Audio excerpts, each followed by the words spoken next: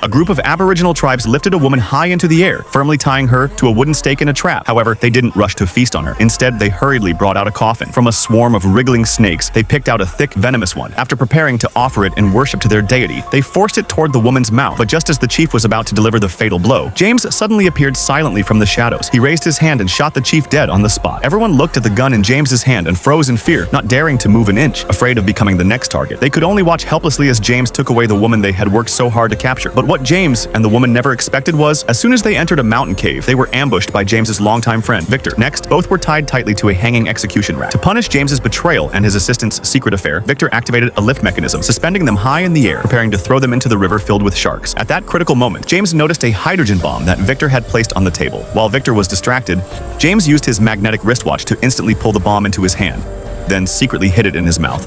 Immediately, he activated a gear on his watch to cut the ropes that bound him. He then leapt through the air and slammed the unsuspecting fat man to the ground. Though Victor, covered in tattoos, launched a counterattack, he was no match for James's strength. Within just a couple of moves, James dragged him into the water, stuffed a bomb into his mouth, and held him underwater. Soon, Victor's body began to swell rapidly, then soared into the air, and exploded into pieces. In the end, James single-handedly destroyed the enemy's entire criminal base and completely wiped out the drug crops they had planted. From then on, he took Victor's female assistant Oliver, and together they began a new chapter in life.